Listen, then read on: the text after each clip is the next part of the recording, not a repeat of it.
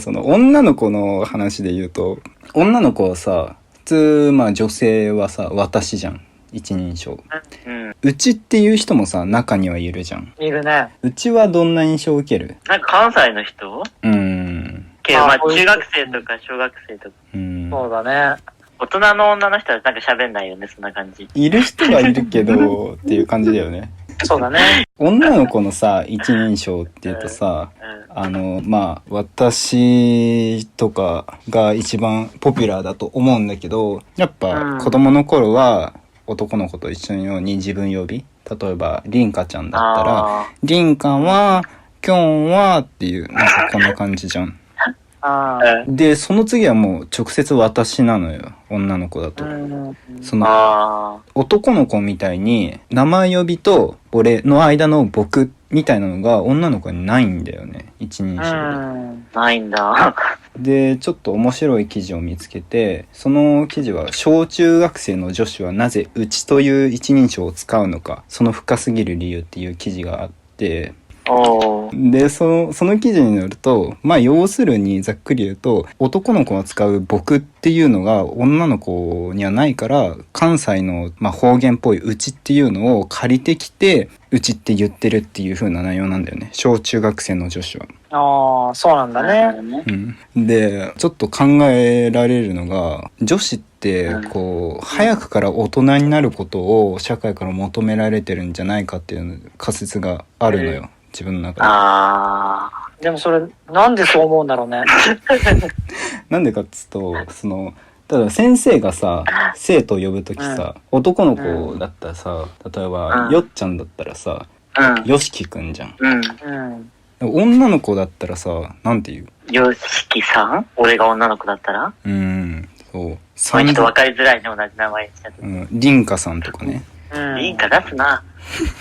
で先生も呼ぶときに男子はくん付けなのに、女の子には大人と同じ扱いのさんをつけるんだよ。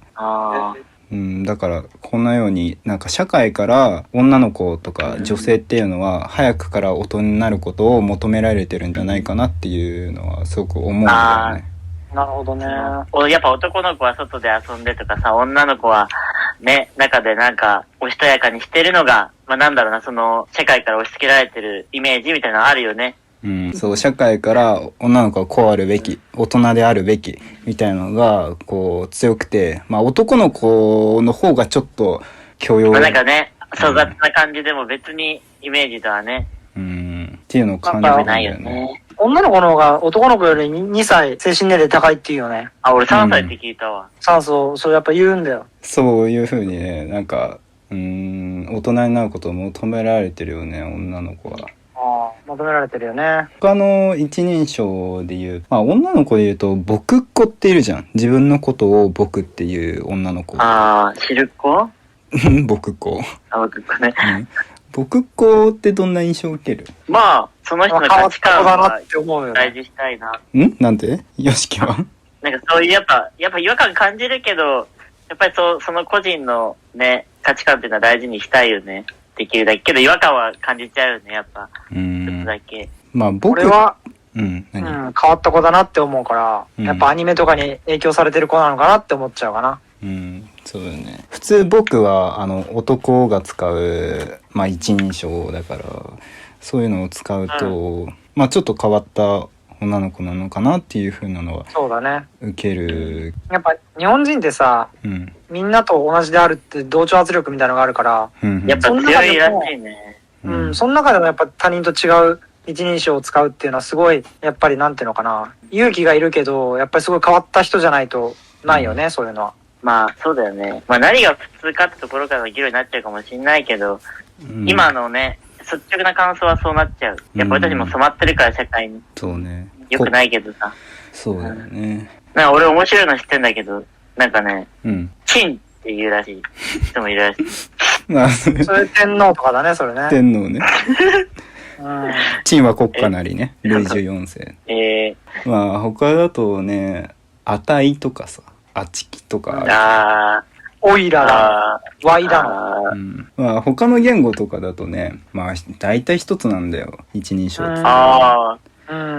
英語だと愛しかないしね。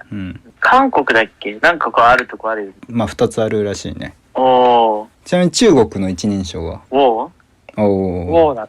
うん。スペイン語ウォは？アイにジュマペールあ、ごめん、フランス語だったそれ。ジョーだね、スペイン語はね。まあ普通は1個なんですけど、こういう一人称がいろいろあるっていうのがまあ日本語の特徴ではあるね。まあそうだね。なんか相手の関係性と、自分との相手の関係性とか、自分のそのライフステージのキャリア、そういうのが、やっぱり影響されて、一人称って変わってきてるから、やっぱね、自然と思うけど、俺たちはずっと日本に住んでるから自然と出ちゃうけど、やっぱこう見ていただいてる方たちからしたら不思議なものだし難しいものなのかなって思うよね。そうね。